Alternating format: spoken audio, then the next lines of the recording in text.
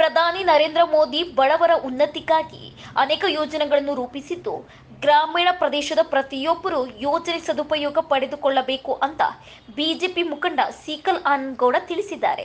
ಸದ್ಯ ಶಿಡ್ಲಘಟ್ಟ ತಾಲೂಕಿನ ದಿಬ್ಬೂರಹಳ್ಳಿ ಗ್ರಾಮ ಪಂಚಾಯಿತಿ ವ್ಯಾಪ್ತಿಯಲ್ಲಿ ಆಯೋಜಿಸಿದ ಕೇಂದ್ರ ಸರ್ಕಾರದ ವಿಕಸಿತ ಭಾರತ ಸಂಕಲ್ಪ ರಥ ಕಾರ್ಯಕ್ರಮದಲ್ಲಿ ಮಾತನಾಡಿದ ಅವರು, ದೇಶದ 2 ಲಕ್ಷಕ್ಕೂ ಅಧಿಕ ಗ್ರಾಮ ಪಂಚಾಯಿತಿಗಳಿಗೆ ರಥವು ತಲುಪಿದ್ದು, ಅದಕ್ಕಾಗಿ ಸುಮಾರು 10,000 ರಥಗಳನ್ನು ಸಿದ್ಧಪಡಿಸಲಾಗಿದೆ ಅಂತ ಹೇಳಿದರು. ಇನ್ನು ಕಾರ್ಯಕ್ರಮದಲ್ಲಿ ತಾಲೂಕು ಮಟ್ಟದ ಅಧಿಕಾರಿಗಳು ಆಯಾ ಇಲಾಖೆಗೆ ಸಂಬಂಧಿಸಿದಂತೆ ಜಾರಿ ಇರುವ ಯೋಜನೆಗಳ ಬಗ್ಗೆ ಮಾಹಿತಿ ತಿಳಿಸಿಕೊಟ್ಟರು. ಇಡೀ ರಾಷ್ಟ್ರಾದ್ಯಂತ ಸುಮಾರು 10,000 ವಾಹನಗಳನ್ನು ಬಿಟ್ಟು ಪ್ರತಿಯೊಂದು ಗ್ರಾಮ ಪಂಚಾಯತಿ ಮಟ್ಟದಲ್ಲೂ ಕೂಡ ಹೋಗಿ ಕೇಂದ್ರ ಸರ್ಕಾರದ ಯೋಜನೆಗಳನ್ನ ಕಟ್ಟಕಡೆಯ ವ್ಯಕ್ತಿಗೂ ಕೂಡ ಪ್ರತಿಯೊಂದು ಯೋಜನೆ ಕೂಡ ಕಟ್ಟಕಡೆಯ ವ್ಯಕ್ತಿಗೂ ತಿಳಿಸಬೇಕು. ಆ ಒಂದು ಯೋಜನೆಯ ಫಲಾನುಭವ ಆಗಬೇಕು, ಆ ಯೋಜನೆಯ ಸವಲತ್ತನ್ನು ಪಡೆಯಬೇಕು ಅಂತ ಮೂಲ ಉದ್ದೇಶದಿಂದ ಈ ಯೋಜನೆಯನ್ನ ಪ್ರಾರಂಭ ಮಾಡಿದೆ. ಇಡೀ ರಾಷ್ಟ್ರಾದ್ಯಂತ ಈ ಯೋಜನೆ ನಡೀತಾ ಇದೆ.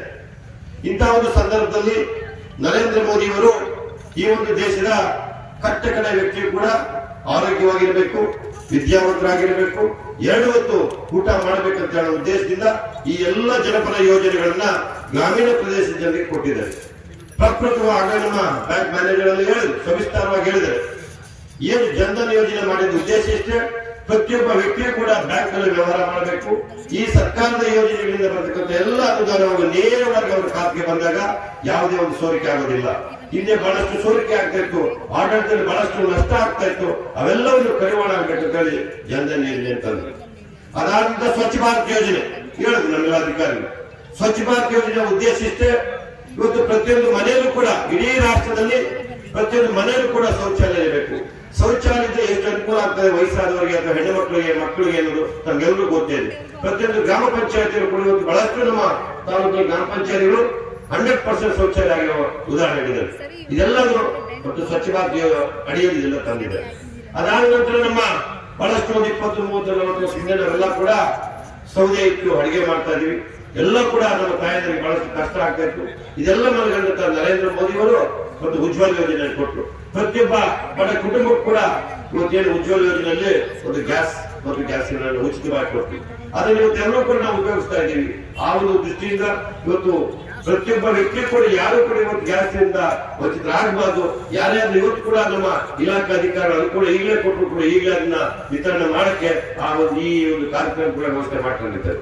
ಈ ಶಾಸಕರು ಸಹ ಇನ್ನೊಂದು ಅಷ್ಟು ಹಲವು ವಿಚಾರಗಳನ್ನ ತಿಳಿಸಿರ್ತಾರೆ. ನಾನು ಇವೆಲ್ಲದನ್ನು ಬಿಟ್ಟು ಒಂದೇ ಒಂದು ಮಾತು ಹೇಳಬೇಕಾಗ್ತದೆ. ಸನ್ಮಾನ್ಯ ಮೋದಿಯವರು ನಮ್ಮ ಭಾರತ ದೇಶದ ಪ್ರಧಾನಮಂತ್ರಿ ಆದಮೇಲೆ ನಮ್ಮ ಭಾರತ ದೇಶದ ಒಂದು ಪರಿಸ್ಥಿತಿ ಯಾವ ಪರಿಸ್ಥಿತಿ ಬಂದಿದೆ ಅಂದ್ರೆ, ಇವತ್ತು ಉಕ್ರೇನ್ ರಷ್ಯಾ ಮಧ್ಯೆ ಯುದ್ಧ ನಡೀತಾ ಇದ್ದಾರೆ. ಇಡೀ ಪ್ರಪಂಚ ಮೋದಿಯವ್ರನ್ನ ಕೇಳ್ಕೊಳ್ತದೆ, ನೀವು ಇಂಟರ್ಫಿಯರ್ ಆಗಿ ನೀವು ಅದನ್ನು ಸಾಲ್ವ್ ಮಾಡಿ, ನಿಮ್ಗೆ ಆಸಕ್ತಿ ಇದೆ ಅಂತ. ಮತ್ತೊಂದು ಕಡೆ ದಕ್ಷಿಣ ಕೊರಿಯಾದಲ್ಲಿ ಒಬ್ಬರು ಹುಚ್ಚುದೊರೆ ಇದ್ದಾರೆ. ಅವ್ರಿಗೂ ಅಮೇರಿಕಾಗೆ ಸ್ವಲ್ಪ ಮೊನ್ನೆ ಭಿನ್ನಾಭಿಪ್ರಾಯಗಳು ಬಂದು ಇಡೀ ಆ ಒಂದು ಓಷನ್ ಅಲ್ಲಿ ಅತ್ಯಂತ ಕ್ಲಿಷ್ಟವಾಗಿರ್ತಕ್ಕಂಥ ಒಂದು ಪರಿಸ್ಥಿತಿ ಬಂದಾಗ ಆ ಹುಚ್ಚಿದೊರೆಯನ್ನ ಮನವೊಲಿಸ್ತಕ್ಕಂಥ ಜವಾಬ್ದಾರಿಯನ್ನ ಮೋದಿಯವರಿಗೆ ವಹಿಸ್ತಾರೆ. ಆ ಥರ ಇವತ್ತು ಒಂದು ಕಾಲದಲ್ಲಿ ಸನ್ಮಾನ, ನಾನು ಇದನ್ನ ಯಾರು ತಪ್ಪು ತಿಳ್ಕೋಬಾರ್ದು, ನಮ್ಮ ಭಾರತ ದೇಶದ ಪರಿಸ್ಥಿತಿ ಹೇಗಿತ್ತಂದ್ರೆ, ಸನ್ಮಾನ್ಯ ಮನಮೋಹನ್ ಸಿಂಗ್ ಅವರು ಪ್ರಧಾನಮಂತ್ರಿ ಆಗಿದ್ದಾಗ ಅಮೇರಿಕಾಗೆ ಟೂರ್ ಹೋಗ್ತಾರೆ. ಅವ್ರನ್ನ ರಿಸೀವ್ ಮಾಡ್ಕೊಳ್ಳೋಕ್ಕೆ ಫಾರಿನ್ ಸೆಕ್ರೆಟರಿ ಮತ್ತೆ ಫಾರಿನ್ ಮಂತ್ರಿ ಬರ್ತಾರೆ ಇಲ್ಲಿಗೆ ಏರ್ಪೋರ್ಟ್ಗೆ. ಅದೇ ಸನ್ಮಾನ್ಯ ಮೋದಿಯವರು ಟ್ರಂಪ್ ಅಧ್ಯಕ್ಷರಾಗಿದ್ದಂಥ ಒಂದು ಸಂದರ್ಭದಲ್ಲಿ ಅದೇ ಅಮೇರಿಕಾಗೆ ಹೋದ್ರೆ ಇಡೀ ಕ್ಯಾಬಿನೆಟ್ ವಿತ್ ಟ್ರಂಪ್ ಅವ್ರನ್ನ ವೆಲ್ಕಮ್ ಮಾಡ್ಕೊಳ್ಳೋದಕ್ಕೆ ಅಲ್ಲಿ ಏರ್ಪೋರ್ಟ್ ಅಲ್ಲಿ ಕಾತಿರ್ತಾರೆ. ಇದು ನಮ್ಮ ಭಾರತದ ಒಂದು ಸ್ಥಿತಿ ಅಂತಾರಾಷ್ಟ್ರೀಯ ಮಟ್ಟದಲ್ಲಿ ಯಾವ ಮಟ್ಟಕ್ಕೆ ಹೋಗಿದೆ ಅಂತಕ್ಕಂಥದ್ದನ್ನ ನಾವು ನೀವೆಲ್ಲರೂ ಅರ್ಥಕೋಬೇಕು. ಏನು ದಿವಸ ವಿಕಸಿತ ಸಂಕಲ್ಪ ಯಾತ್ರೆ ಅನ್ನೋ ಒಂದು ರಥ ನಮ್ಮ ದಿಬ್ಬೂರಹಳ್ಳಿ ಗ್ರಾಮ ಪಂಚಾಯತಿ ವ್ಯಾಪ್ತಿಯಲ್ಲಿ ಬಂದು ನಿಂತಿದೆ.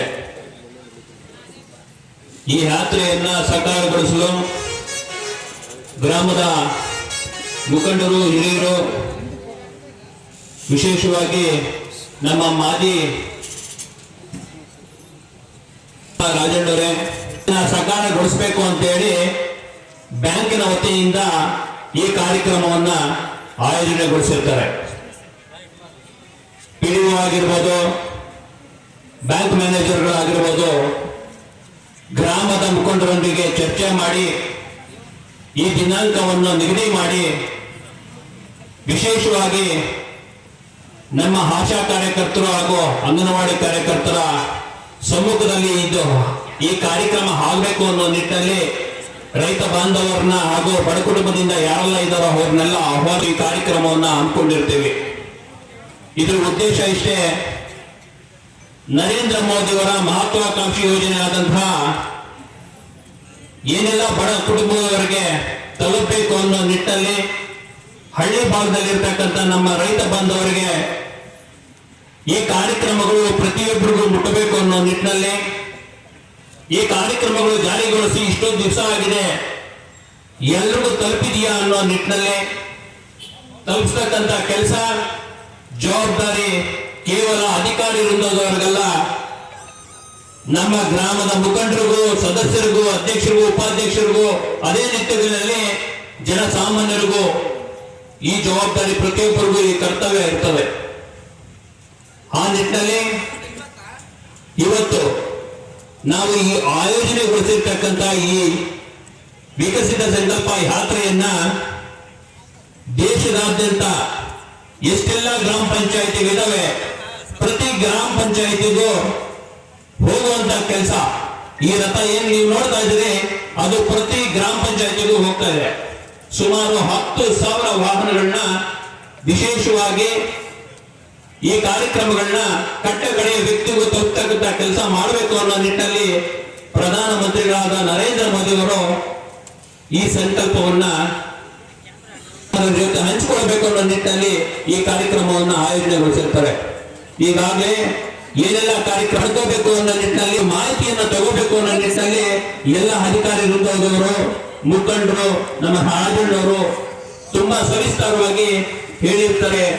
ಅದೇ ಮುಂದುವರೆದ ಭಾಗವಾಗಿ ನರೇಂದ್ರ ಮೋದಿ ಅವರು ಕೊಟ್ಟಿರ್ತಕ್ಕಂಥ ಕಾರ್ಯಕ್ರಮಗಳು ಬಡವರಿಗೆ ಯಾವ ರೀತಿ ವಿಶೇಷವಾದ ಅನುದಾನವನ್ನ ಕೊಡಬೇಕು, ಅದೇ ನಿಟ್ಟಿನಲ್ಲಿ ದೇಶವನ್ನು ಕಾಪಾಡತಕ್ಕಂಥ ಕೆಲಸವನ್ನು ಅವರು ಮಾಡಿರೋದು ನಿಮ್ಗೆ ಗೊತ್ತಿರ್ತಕ್ಕಂಥ ವಿಷಯ. ನೀವು ಪ್ರವಾಸೋದ್ಯಮ ನೋಡ್ಬೋದು. ಇವತ್ತು ಏನು ಒಂದು ದೇವಸ್ಥಾನವನ್ನು ಅಭಿವೃದ್ಧಿ ಮಾಡ್ತಾರೆ, ಏನು ಒಂದು ಏಕತಾ ಪ್ರತಿಮೆಯನ್ನ ಮಾಡ್ತಾರೆ, ಅದಕ್ಕೆ ಕೆಲವರಿಗೆ ಮಾಹಿತಿ ಇಲ್ಲದೆ ಏನಪ್ಪ ಟ್ಯಾಕ್ಸ್ ಅಮೌಂಟ್ ಎಲ್ಲ ಈ ತರದ ಕಾರ್ಯಕ್ರಮಗಳಿಗೆ ಆಯೋಜನೆ ಮಾಡೋದಕ್ಕೆ ವ್ಯಯ ಮಾಡ್ತಾ ಇದ್ದಾರೆ ಅಂತ ನೀವು ಅನ್ಕೋಬಹುದು. ದಯವಿಟ್ಟು ಅದು ತಪ್ಪು ಕಲ್ಪನೆ. ನರೇಂದ್ರ ಮೋದಿ ಅವರು ಯಾವುದಕ್ಕಾದರೂ ನಮ್ಮ ಟ್ಯಾಕ್ಸ್ ಅಮೌಂಟ್ ನ ವ್ಯಯ ಮಾಡ್ತಿದ್ದಾರೆ ಅಂತ ಹೇಳಿದ್ರೆ ಅದು ತುಂಬಾ ದೂರದೃಷ್ಟಿ ಇಟ್ಕೊಂಡು ಮಾಡ್ತಾ ಇರ್ತಾರೆ. ನಿಮಗೆ ಗೊತ್ತಿರುವುದು, ಗುಜರಾತ್ ನಲ್ಲಿ ಏಕತಾ ಪ್ರತಿಮೆ ಅನ್ನೋ ಒಂದು ಪ್ರತಿಮೆಯನ್ನ ಮಾಡಿದ್ದಾರೆ ಅಂತ ಹೇಳಿದ್ರೆ ಅದಕ್ಕೆ ಆಗಿರ್ತಕ್ಕಂಥ ವೆಚ್ಚ ಸುಮಾರು 7 ರಿಂದ 9 ಸಾವಿರ ಕೋಟಿ. ನಿಮಗೆ ಗೊತ್ತಿರ್ಬೋದು, ಅಷ್ಟು ವ್ಯಯ ಮಾಡಿದ್ದಾರೆ ಅಂತ ಹೇಳಿದ್ರೆ ಈಗಾಗಲೇ ಸುಮಾರು ಅದರ 5 ಪಟ್ಟು ಪ್ರವಾಸೋದ್ಯಮದ ಮುಖಾಂತರ ವಹಿವಾಟು ನಡೆದಿರ್ತಾರೆ. ಅದೇ ನಿಟ್ಟಿನಲ್ಲಿ ರಾಜಣ್ಣ ಹೇಳ್ತಾ ಇದ್ರು, ನಮ್ಮ ಅಯೋಧ್ಯೆ, ನಮ್ಮ ಶ್ರೀರಾಮಚಂದ್ರನ ಅಲ್ಲಿ ನೆಲೆಸಬೇಕು ಅಂತ ಹೇಳಿ ಸುಮಾರು 500 ವರ್ಷಗಳಿಂದ